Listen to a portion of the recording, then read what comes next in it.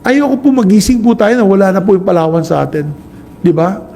Pinapakita natin, galit na ang ating mga kababayan sa pag-aabuso nila dito sa lugar natin, na ating lugar ito. Itong Reed Bank, Pag-asa Island, yung Ayungin Shoals na napakalapit. Mas malayo nga Pag-asa Island sa Ayungin Shoals eh.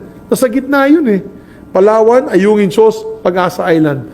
So, mas malapit pa sa Pilipinas yun. Ngayon gusto nila paalisin yung mga Marines natin doon. Itong issue natin sa West Philippine Sea. Obviously, we should not stop at the arbitral ruling. Di ba? Na-award na sa atin yan. Yung lugar na yan, exclusive economic zone ng Pilipinas. Ang problema, since ilang taon na? 2014 ba yan? 7 years. 7 years nang dinaan ng arbitral ruling na yan.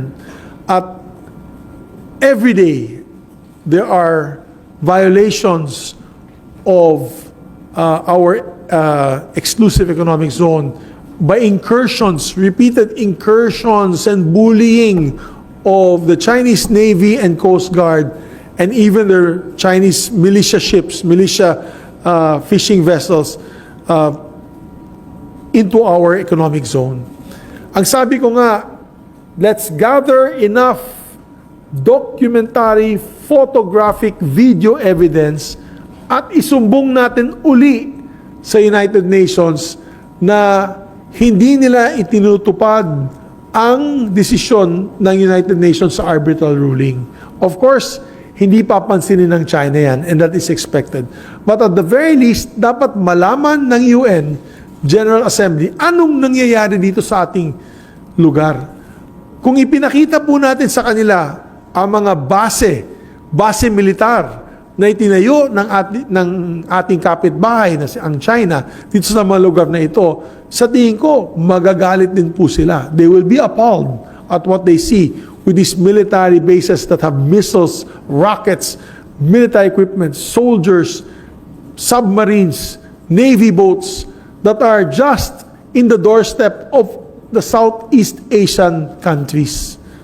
And I said nga, sabi ko nga, nung nasa Reed Bank po sila, ang sabi po nila ay wala naman po kaming binabiolate dahil sa amin naman yung lugar na yon. It is totally illogical to conclude na lugar po nila yon, yung area na yun. Tingnan ko po, papakita ko po sa inyo yung South China Sea, West Philippine Sea. Nandito po yung Reed Bank. Yung Reed Bank ay 80 nautical miles from mainland Philippines, Palawan. 80 nautical miles galing sa northern Palawan kung saan yung El Nido, Calauit, Coron. Ganun kalapit nun. Tingnan nyo naman kung gaano kalayo yung China. Yung China is 600 nautical miles from this area.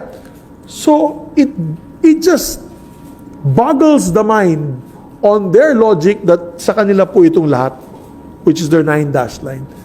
Obviously, that is right beside the Philippines, which is part of the exclusive economic zone, and the traditional and historical fishing grounds of Filipino fishermen. Pag may barkong China dyan, makikita mo yan from Northern Palawan. Ganun kalapit na yun. Papayag pa sila na ganun din ang gagawin ng ibang bansa sa kanilang teritoryo? Hindi. That's why I call it a creeping invasion. Tinadahan-dahan po nila palapit na palapit po sa Pilipinas at sa ibang bansa katulad ng Vietnam. So, I find it totally illogical for them to conclude that it is their territory. Just look at the map and you will see who is telling the truth. Napakasimple lamang po. And if we do not do a pushback, if we do not stand on this particular issue as a nation, baka pagising po natin bukas, nandun na sila sa El Nido, Palawan. At baka i-claim na rin po nila yan. If kung hindi po tayo tatayo at manindigan dito sa posisyon na ito. Just a follow-up in relation to that, sir. Nakipag-meet si former President Duterte kay Chinese presidency. Ano, sir, bukod sa former president siya, tingin niyo ba, sir, may appropriate pa yun? Ano yung personality niya? And ano yung weight? I just saw that issue. I just saw that news on my way here galing sa Malacanang. I don't want to comment kasi hindi ko po alam anong circumstances ng kanyang meeting. Baka that's a private visit lang. So, I don't want to make a comment on that particular issue. Basta importante, this coming week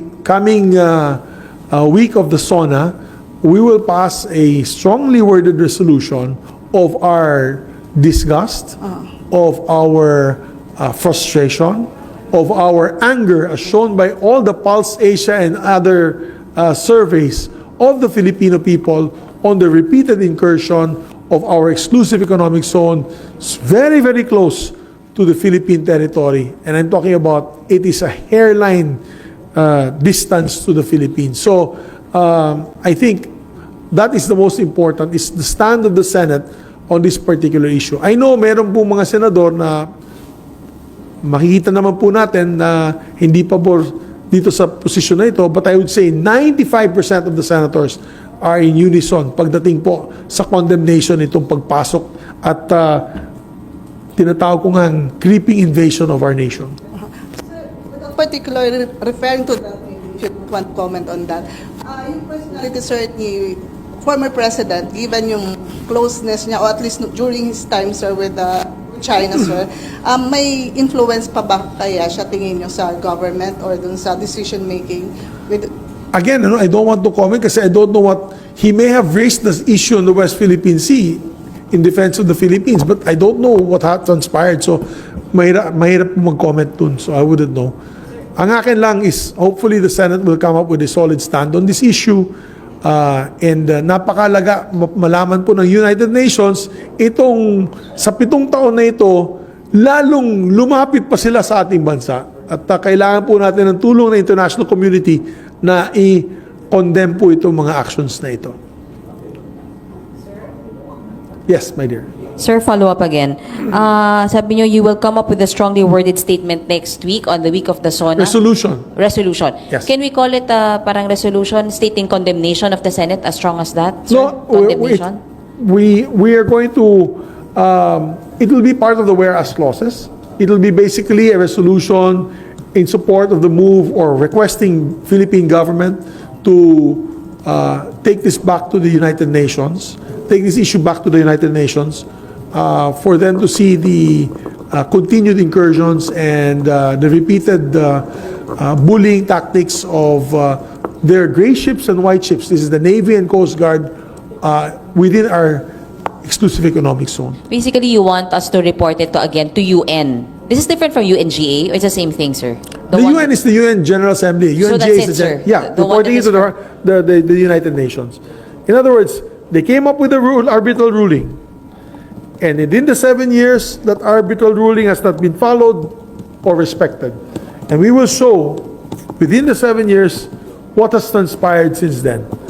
And the repeated incursions and reclamations in these particular areas, including reclamation on what is considered international waters.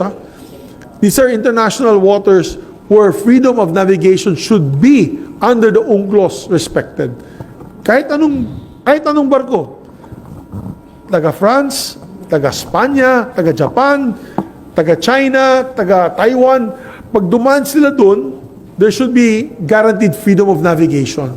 Hindi yung pagdaan nila, may bansa na talagang china-challenge at hinaharang pa itong mga sea lanes na ito. These are international waters. This is in the middle of the West Philippine Sea, South China Sea area.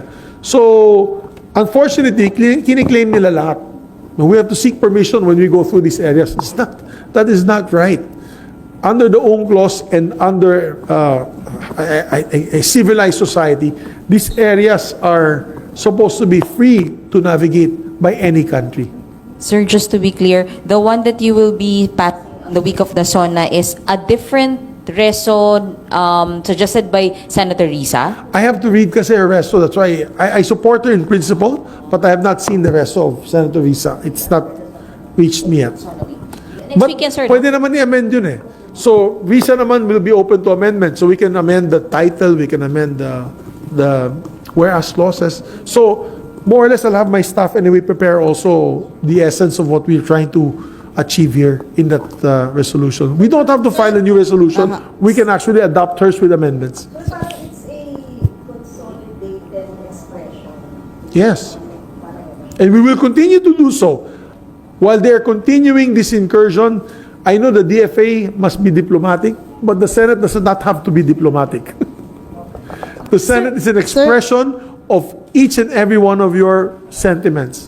And again, no, let me repeat, ito yung Pulse Asia survey, 75% in favor, only 14% are not in favor of strengthening U.S. ties between the United States and the Philippines militarily on the issue of West Philippine Sea. Nandyan talaga, security, military ties. Yan ang tanong, militarily.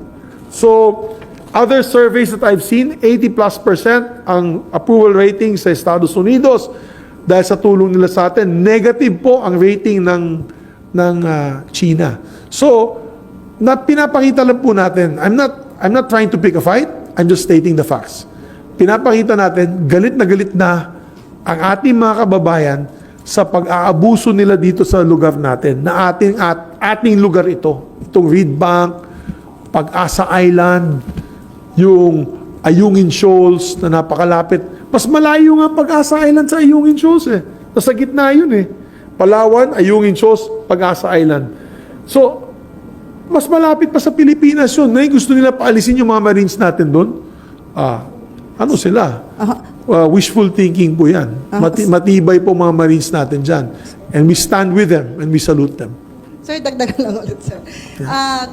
Based dun sa binigay niyo, pinakita niyo documents, tsaka yung diniscuss niyo, sir, parang malabo na ba, sir, panghawakan ng administrasyon na kahit an inch of our territory, hindi mawawala under this administration? Yes, yes. Absolutely. Okay. That's why we're fighting back. We're pushing back. And the President agrees with us. I mean, of course, we have to wait for his official statement. Add to that lang, sir. Satisfied pa, sir, kayo dun sa so far mga statements ni President Marcos na kinakailangan pa ng Senate na mag-come up with its own stand? I mean, bringing the issue independent body naman ng Senado. The Senate has always been the last one of the, what they say, the last bastion of democracy. We are not, the Senate has time and time again pushed for policy on issues of foreign relations, of industries. So we are a policies, I'd say, we also help dictate policy for government. So I think it is important that we maintain this type of independence from the executive. So if the executive wants to remain diplomatic about it, we don't have to be held by that diplomacy, but we can express our sentiments as what we should do in this particular issue. It is a nationalist issue. It is an issue of our territory. Ayoko po magising po tayo na wala na po yung Palawan sa atin. Di ba?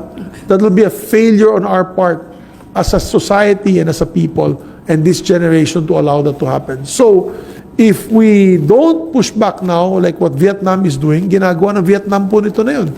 Pero push back po nila yung China. As a matter of fact, binan nila yung Barbie movie dahil sa 9-dash line.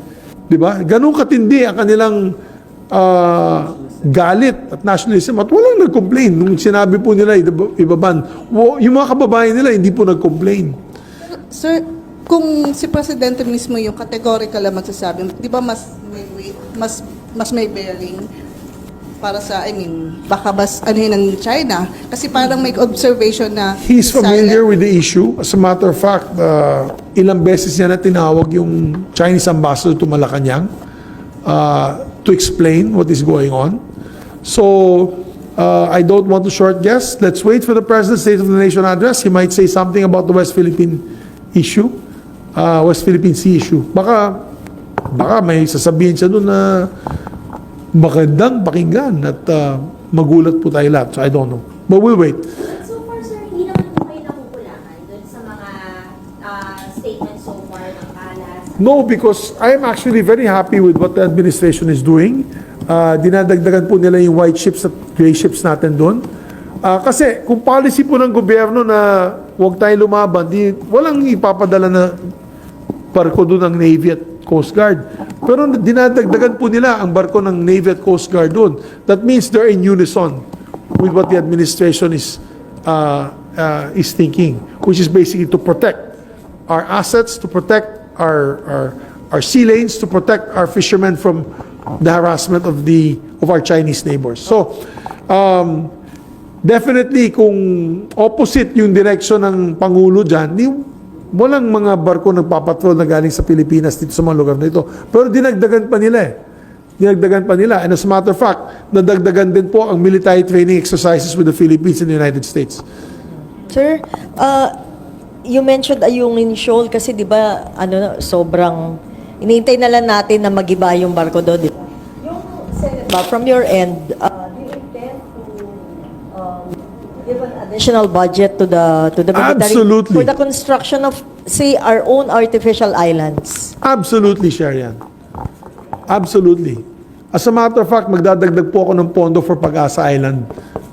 On my personal capacity, gagawa po kami ng tinatawag natin institutional amendments na pagandahin natin yung mga government facilities doon, yung mga healthcare. Gagawa po tayo ng maternity care ward doon sa maternity clinic sa Pag-asa Island. Imagine, may 1,000 pa na nakatira doon na kababayan natin at hindi po sila makakapunta ng mainland Palawan. Nanganganak na po sila doon.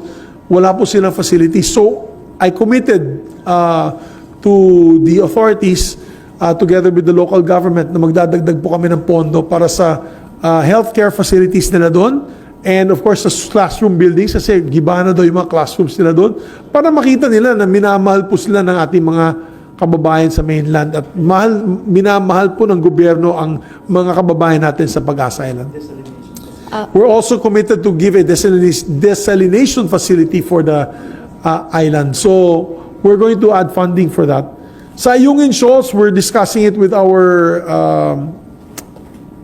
friends in the military o paano natin sila matutulungan na additional protection for our Marines that are based in Ayungin Shoals. I cannot mention specifics because it is best not mentioned and malaman pa ng mga kalaban natin. Opo. But definitely, there will be more funding assistance to these areas. Yes, definitely. This year, yes. And we've also, the Senate also, through Senator Sani Angara, made a commitment to add to the NEP budget or the NEP or GAA budget of the AFP. So, in terms of additional modernized equipment, lalo na sa Air Force natin and Navy and Marines. Yes. Yep, I'm being told to wrap up. Balik ako ng Malacanang. Meron pong awarding ceremony that I'll be attending there at 2 p.m. SP, So last yeah. may mga maritime law expert SP like J. Batong Bakal is calling for pushing for the Maritime Zones Act.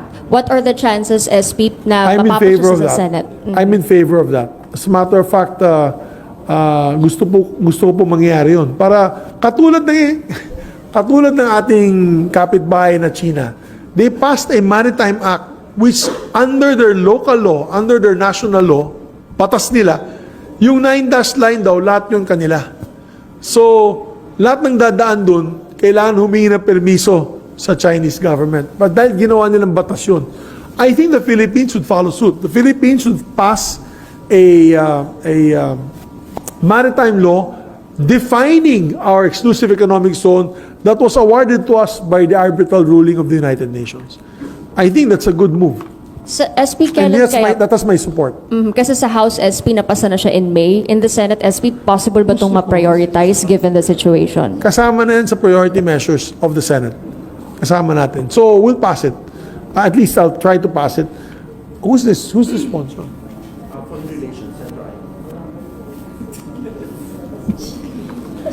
Kain na tayo. Sir pahabol. Sir, today ina-expect na maglabas ng decision yung International Criminal Court doon sa plea ng ating government against doon sa continuous investigation kina President former President Duterte and Bato, just in case ba na ang maging decision, ituloy yung investigation, as Senate President, may pwede ba kayong gawin to defend? I don't want to preempt the decision of the UN. Maybe I'll comment after the decision is made. Pero habang hindi ko pa nababasa ang decision, yeah, ICC. What did I say? Anong UN. Yeah, sorry. ICC pala. Gutom na ako. I'm doing intermittent fasting, so I haven't eaten since 8 o'clock last night. So, sorry. Yung, hintayin ko na lang. Again. Hintayin ko muna yung decision ng ICC on this particular issue. Pero sir, si Bato, as member ng Senate, meron ba kayong pwedeng gawin? Oh, they will always be accorded the protection and the protection of the Senate, unless he's otherwise proven guilty, di ba? And so, katulad ng ginawa po natin noong panahon ni Trillanes, di ba, na Trillanes, there was a case filed against him, or new case filed against him, and we also stood as I was majority leader at that time, that said that unless there was an actual warrant for his arrest in a local court, we cannot physically give him up, because especially during the session days, he's protected by the Senate, unless there is a warrant of arrest in a local court. Same with Senator Bato. If there's no local warrant for his arrest, then he should be accorded the respect of a senator of the republic and be protected as such. So, Sir, so kung may ICC warrant of arrest, he can take refuge here so that he will... no, the problem is we have a local justice system. Pero sir, We have a Department of Justice. We have a Secretary of Justice. We have our own penal codes. We have our own laws. The usual route niyan is the ICC will apply with the local country kasi dapat yung magte-take custody dito sa case na to is the local courts, di ba? Ganun yan. When they find, pag naghabol po sila ng mga other personalities in other countries, the ICC has to always work with the local courts, with the local authorities. So I don't want to jump the gun. That question is for SOJ Remulla. although sir, sinabi... Yun, kain na tayo. Di naman ako. sir, di ba may mga pending ditong resolution nun na kumu-question sa jurisdiction ng ICC? Do you think it's about time na... Kasi alam ko nun may pending na investigation ang Committee on Justice. I think that is a matter on the executive to discuss, and that is an executive decision to be made, particularly on the jurisdiction of courts. DOJ na yun, DOJ. SB, isa na lang po. Last na, alis na ako hindi pa ako makain. Sige. SB, yung basic education, hindi na daw po nakagraduate dun sa siksikan classroom, yung mga teachers, may mga sweldo. Ano po yung magagawa ng Kongreso dito? Meron tayong pinasa na EDCOM 2, di ba, yung Educational Commission 2. At ang ganda po ng mga recommendations ni Chairman Gatchalian, Senator Win, and Congressman Roman.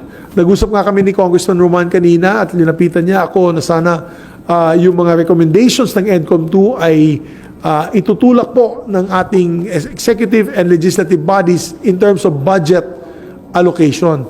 Dahil kulang ang classrooms, kulang ang teachers, mababang sahod, walang kulang na allowance ang ating mga teachers, and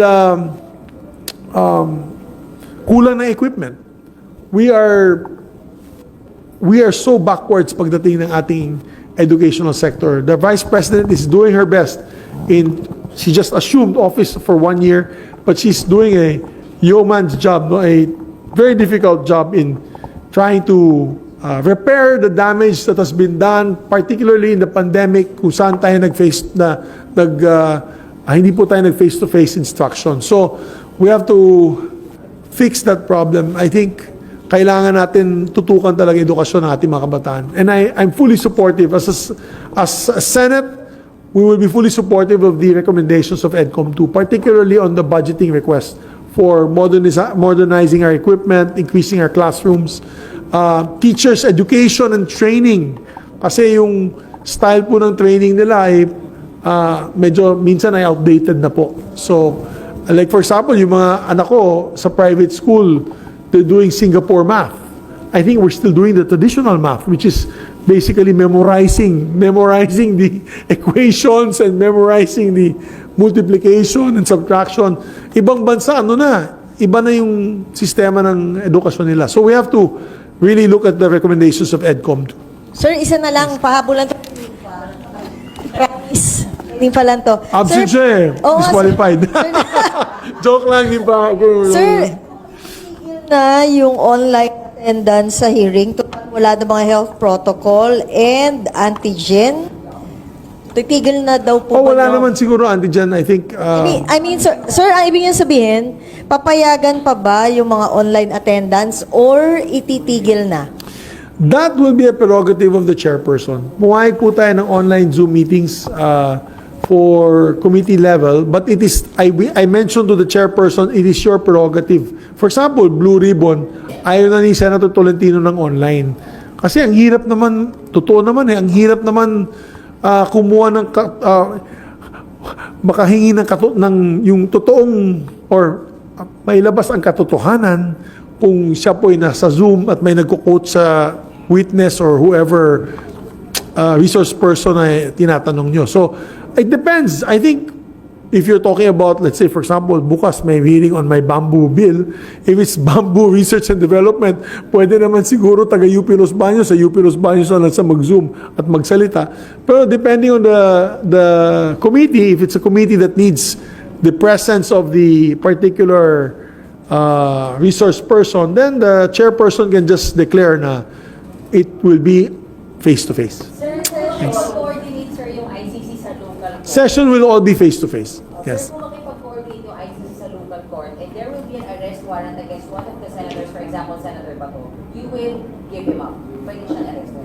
Oh, putting words in my mouth. I'm hungry now. I'll see you guys later. Thanks, everybody.